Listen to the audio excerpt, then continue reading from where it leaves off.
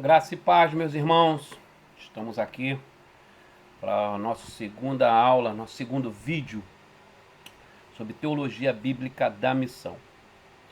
Semana passada, nos aspectos introdutórios, nós falamos um pouco sobre o que é uma teologia bíblica, o que é uma teologia bíblica da missão, e terminamos falando da questão da chave hermenêutica, né?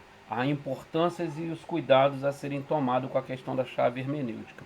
E hoje, a partir desse vídeo, nós vamos começar a observar um pouco a partir do texto bíblico. Para tal é importante, né, que você esteja com a sua Bíblia, de preferência uma Bíblia de papel, né? Hoje em alguns contextos coisa muito rara, para que você possa estar marcando, ainda que vocês, né, possam ter esse material disponibilizado para vocês depois.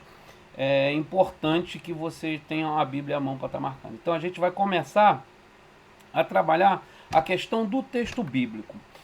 A ideia de uma teologia bíblica da missão, a ideia e compactuando ou casando com a ideia da unidade bíblica, ela nos põe as escrituras como um todo, como um livro missionário. O livro que registra de capa a capa os desdobramentos da missão de Deus e o papel do seu povo no cumprimento dessa missão.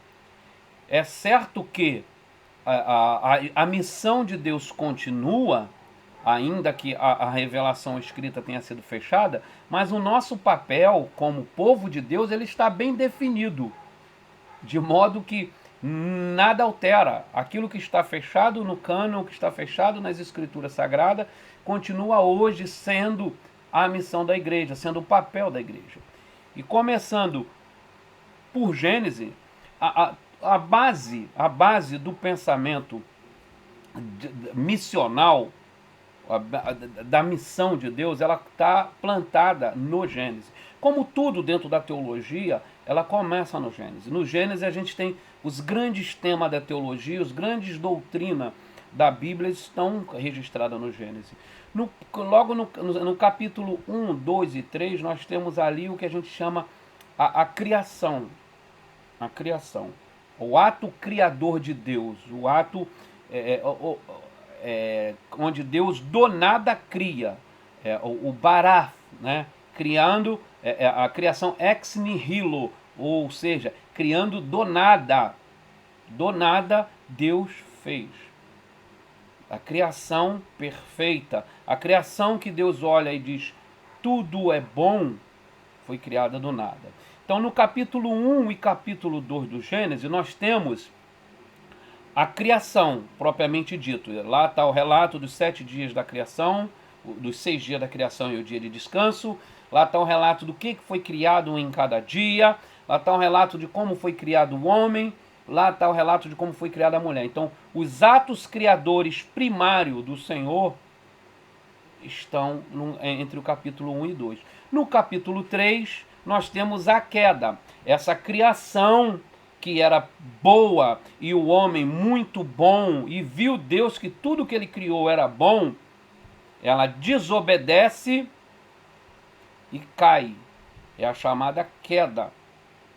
E no ato seguinte, ainda no capítulo 3, nós temos a promessa de redenção. Em Gênesis 3,15, o texto clássico, vamos ler, por isso que eu falei para vocês estarem com a Bíblia na mão. Eu estou lendo na minha Bíblia de estudo missionária, que eu já recomendei a vocês, e vale muito. Se vocês querem compreender missão, se vocês querem entender e lendo a sua Bíblia numa perspectiva missionária, doutrinando-se em perceber missões na Bíblia, é importante que você observe, que você tenha uma ferramenta como essa, ainda que não seja somente ela. Então no Gênesis 3,15 nós temos escrito aqui, ó: porém inimizade entre ti e a mulher, entre a tua descendência e o seu descendente. Este te ferirá a cabeça e tu lhe ferirás o calcanhar. Aqui no Gênesis 3,15 nós temos o que na teologia nós chamamos o proto-evangelho. Ali está o protótipo, né, do evangelho. Qual é o protótipo do evangelho? Um homem vencerá o inimigo. Um homem nascido de mulher vencerá a semente da serpente. E ali está estabelecida desde os primórdios o antagonismo, o confronto eterno, ainda que o Gênesis já registre que a vitória é do nascido de mulher. Mas ao longo de toda a história bíblica, de toda a revelação, esse conflito será percebido. Esse conflito será percebido até a consumação o antagonismo do povo de Deus, a semente da mulher, e o povo do inimigo, a descendência da serpente. Porque ainda que a serpente seja uma figura, ainda que a serpente, como é dito lá na frente, o antigo diabo, a antiga serpente, que fique na progressão da revelação mais à frente a gente veja relatado que a serpente, que a antiga serpente é o diabo, nós temos o que chamamos a descendência, que a gente observando o caminho, a progressão das escrituras, nós vemos que Deus vai dividindo a sua criação em dois. Isso é muito difícil para alguns entenderem. Nós vemos essa criação sendo... Você vê a descendência de Caim e a descendência de Sete. Onde, de um lado, você tem uma descendência que vai cumprindo, mesmo que caudicante, mesmo que com erros, os compromissos da aliança. Aí a gente tem, no final do cativeiro, nós vemos de maneira muito clara, aliás, no período do cativeiro, na divisão dos reinos, nós vemos muito claro que Deus conduz o seu povo de maneira a manter um lado. Quando o reino é dividido em reino do norte e reino do sul, a descendência de Judá permanece. As 10 tribos restantes do reino do norte é dizimada. Nós vemos lá na frente em João, Jesus, que a gente olha, calmo, sereno e tranquilo, Jesus falando, vocês não são filhos de Abraão. Se vocês fossem filhos de Abraão, vocês entenderiam o que eu falo. Vocês têm como pai o diabo. O diabo é vosso pai. E é necessário que vocês façam a obra dele. E esse diabo, ele é mentiroso desde o princípio. Nele não habita a verdade. Isso causa um susto quando a gente olha aqui, Gênesis 3,15. Dá uma olhada no desenvolvimento da progressão da revelação. Aí quando a gente olha lá em João, Jesus falando isso, a gente fala, nossa! Porém, inimizade entre uma descendência e a outra. Mas isso é papos para manga e é em outro momento.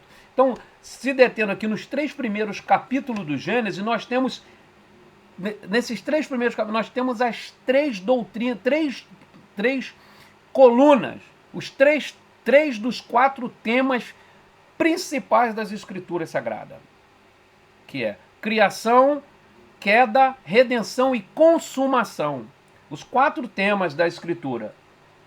Criação, queda, redenção e consumação. Do Gênesis 3 ao Apocalipse 22, nós temos a consumação, nós temos o projeto, os atos redentivos de Deus. E no final de Apocalipse nós temos a consumação, a obra completada, a vitória declarada historicamente, a vitória já celebrada na eternidade ficará evidente na história. Então, em Gênesis capítulo 1, nós temos 1 e 2, nós temos a criação dos céus e da terra e a criação dos homens. Capítulo 1 nós temos a criação,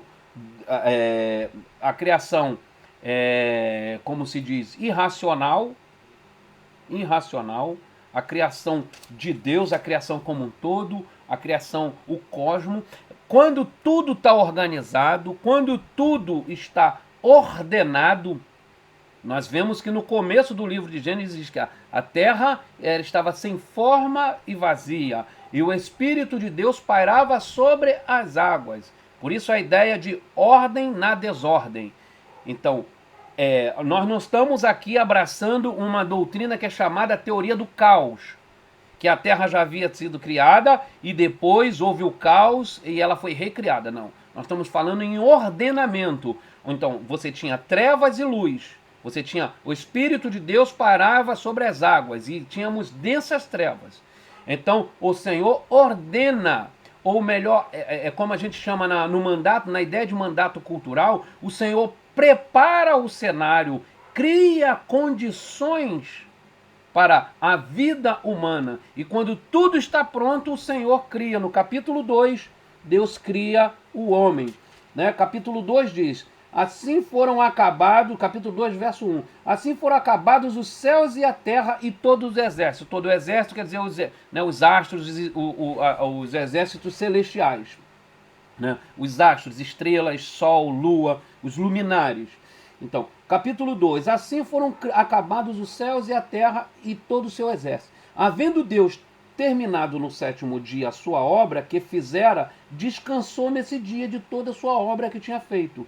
E abençoou Deus o dia sétimo e o santificou, porque nele descansou de toda a sua boa obra.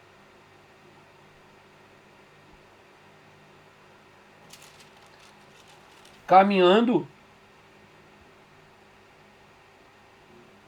ainda no capítulo 2, para você ver a ideia de ordenamento, você vê aqui, ó, caminhando no capítulo 2, você tem aqui, esta é a gênese dos céus e da terra, capítulo 2, verso 4 que eu estou lendo. Quando foram criados, quando o Senhor Deus criou, não havia ainda nenhuma planta do campo na terra, pois ainda nenhuma erva do campo havia brotado, porque o Senhor Deus não fizera chover sobre a terra. E também não havia homem para lavrar o solo. Mas uma neblina subia da terra e regava toda a superfície do solo. Então formou Deus o homem do pó da terra e soprou nele fôlego de vida. E o homem passou a ser alma vivente.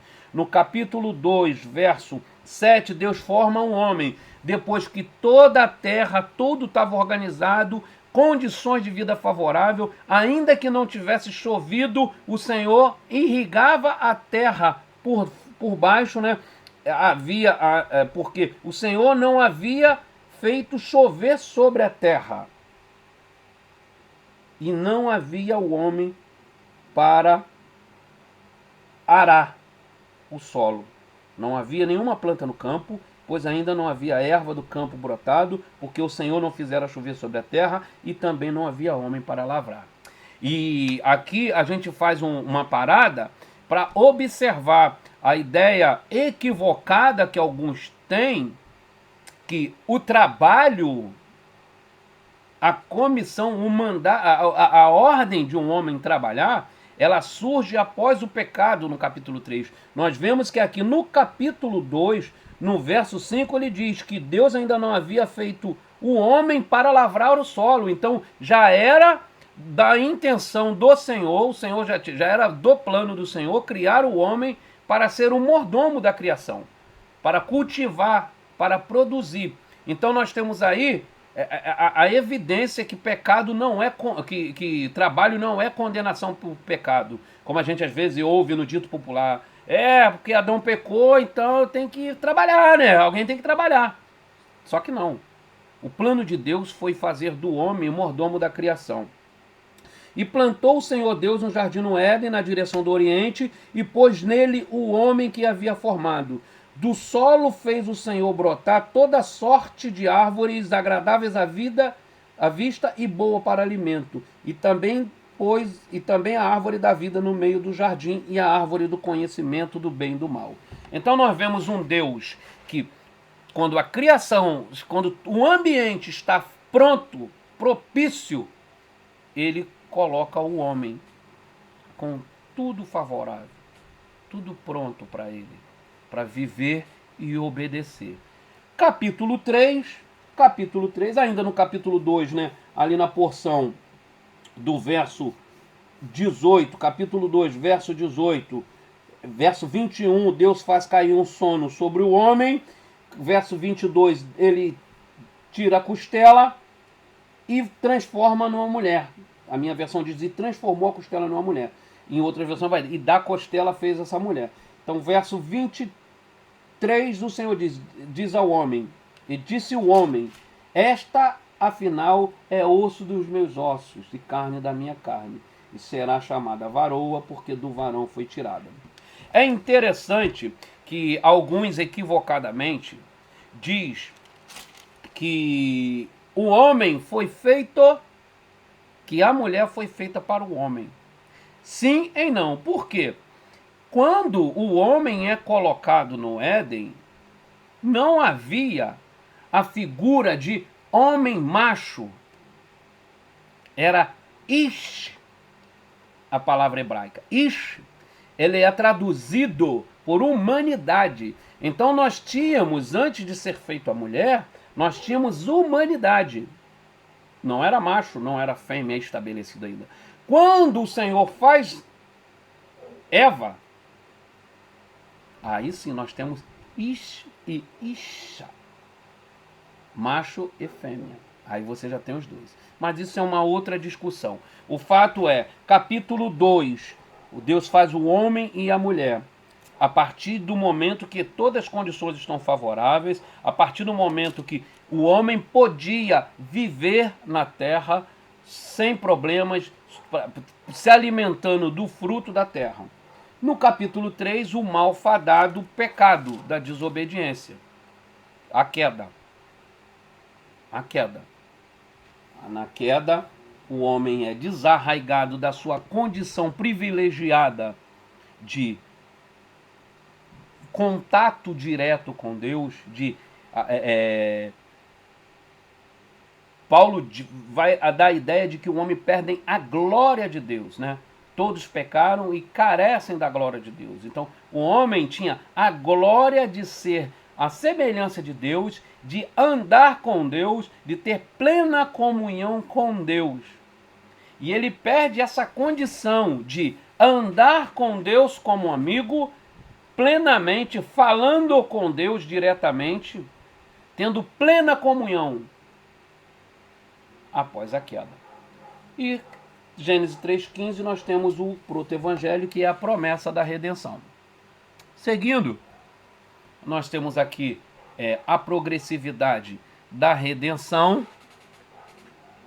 Aqui, seguindo, a gente tem aqui a progressividade a progressão da revelação de Deus, da obra missionária de Deus. Então nós temos Gênesis 1 e 2, os 4 passos.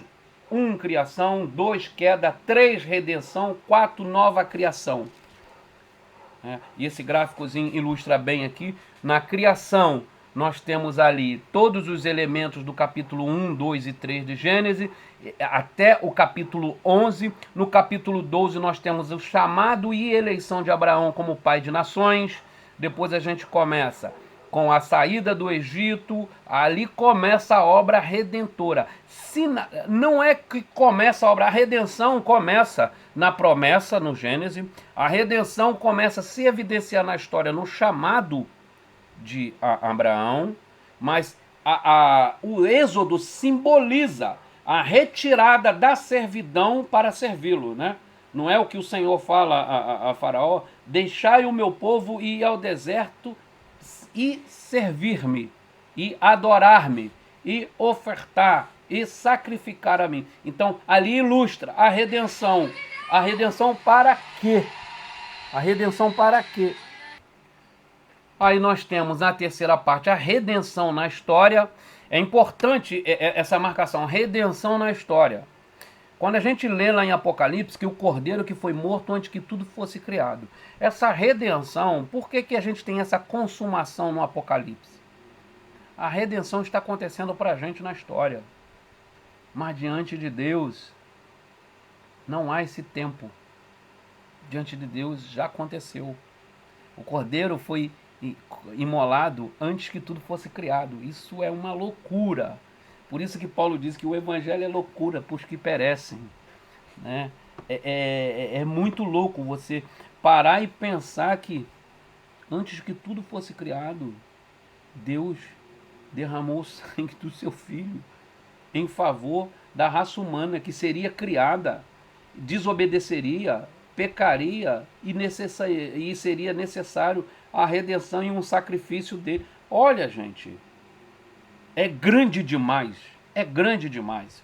Então nós temos ali a redenção na história. A redenção na história começa em Êxodo e vai até a consumação. Até a consumação. Onde nós temos algumas etapas, que é o período do Senhor tratando com Israel como povo de Deus. Depois nós temos como divisor na história a encarnação de Deus em Cristo Jesus. Nós seguimos com a morte e ressurreição de Cristo.